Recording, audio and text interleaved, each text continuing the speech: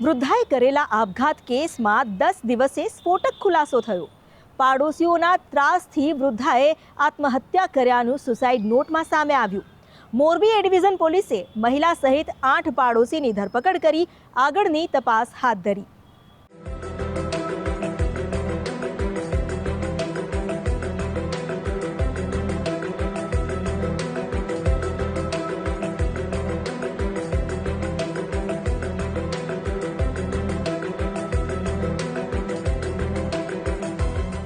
औद्योगिक नगरी मोरबीना Kandla bypass road पर आवेला सत्यम बी अपार्टमेंटમાં એક વૃદ્ધાએ આપઘાત કર્યો। 60 વર્ષીય સવિતાબેન છગનભાઈ પાંચોટિયાએ અપાર્ટમેન્ટની અગાસી પર આવેલી ઓરડીમાં ગળે ફાંસો ખાઈ આત્મહત્યા કરી।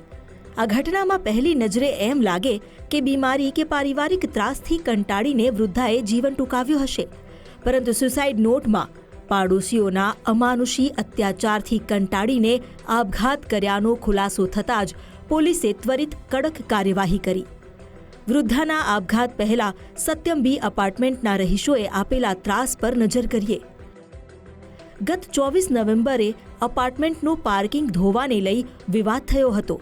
મૃતકને ચપ્પલ હાથમાં લઈને જવાનું કહેતા જ બંને પક્ષકારો વચ્ચે જોરદાર બોલાચાલી થઈ।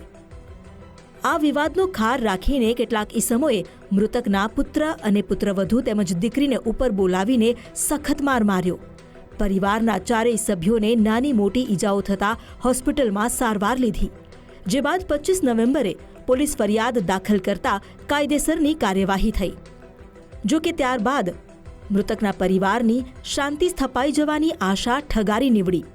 સત્યમ બી અપાર્ટમેન્ટના રહેવાસીઓએ ત્રાસ વધારી દીધો। મૃતકના પુત્ર નરેન્દ્રભાઈ પાંચોટિયાએ નોંધાવેલી ફરિયાદ અનુસાર તેમની મમ્મીને વારંવાર મારી નાખવાની ધમકીઓ આપવામાં આવી। નિલેશ બારૈયા નામના વ્યક્તિએ મૃતક પર એકવાર ગાડી ચડાવી તેને કચડી નાખવાનો પ્રયાસ કર્યો। મૃતકના પુત્રએ તેની માતાના હત્યારાઓ સામે કાયદાની રાહે કડક પગલાં લેવાની પોલીસને અપીલ કરી। નિલેશભાઈ બારૈયા, જેને મારા મમ્મી સાર્વજનિકમાં બેઠા હતા તો ગાડી ચડાવી દેવાની કોશિશ કરી અને ધમકી આપી।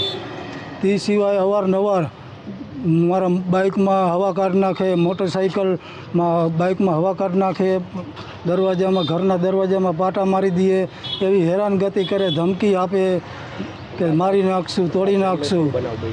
અત્યારે મારા મમ્મીએ આપઘાત કરી લીધો।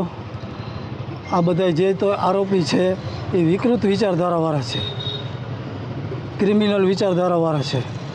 અને નિલેશ બારૈયા વાગડ, એને અગાઉ પણ એક મર્ડર કરીને 10 વર્ષ જેલમાં કાપ્યા, 8 થી 10 વર્ષ એના મિત્રને જ મર્ડર કર્યું। એને ક્રિમિનલ વિચારધારાવાળા માણસો છે। મારી વિનંતી છે કે મારા મમ્મીને ન્યાય મળે। સરકાર, પોલીસ તંત્ર, કોર્ટ કે આને ગમે તેવી રીતે જામીન ન મળે અને ન્યાય મળે। મોરબી પોલીસે મૃતકની સુસાઇડ નોટ અને પરિવારના સભ્યોને મળેલી ધમકીઓને ધ્યાને લેતા મનોજ આદ્રોજા, વિશાલ ઘોડાસરા, નિલેશ બારૈયા, ભાવિક વિરમગામા અને કેવલ વિરમગામાની ધરપકડ કરી। આ ઉપરાંત રમણીક ઉર્ફે ધામી આદ્રોજા, નાનજીભાઈ જીવાણી અને એક મહિલા વિલાસબેન સવસાણી સહિત 8ની ધરપકડ કરાઈ છે। મોરબી પોલીસે ઝડપાયેલા તમામ આરોપીઓની સામે આત્મહત્યા માટે દુષ્પ્રેરણા સહિત વિવિધ કલમ હેઠળ ગુનો નોંધી વધુ તપાસ હાથ ધરી છે। મોરબી એ ડિવિઝન પોલીસ સ્ટેશનમાં એક ગુનો રજીસ્ટર થયેલ છે, જેમાં ફરિયાદી છે નરેન્દ્રભાઈ પાંચોટિયા। એમને એમના મધર છે મરણ જનાર સવિતાબેન, એમને ત્યાં એમના ફ્લેટમાં જે ત્રાસ આપતા હતા એના કામે એને દુષ્પ્રેરિત કરી અને મરવા માટે મજબૂર કરેલ, જેના કામે ગુનો દાખલ થયેલ। એમાં એ ડિવિઝન પોલીસ સબ ઇન્સ્પેક્ટર આ તપાસ કરી રહ્યા છે। આ તપાસના કામે એક સુસાઇડ નોટ પણ કબજે કરેલી છે અને આ કામે આજે 8 આરોપી ધરપકડ કરેલ છે। એમાં એક મહિલા પણ છે, જે પૈકી મનોજભાઈ, વિશાલભાઈ, નિલેશભાઈ, ભાવિકભાઈ, રમણીકભાઈ, કેવલભાઈ, નાનજીભાઈ, જેઓને ધરપકડ કરી આજ રોજ જેલ હવાલે થયેલ છે।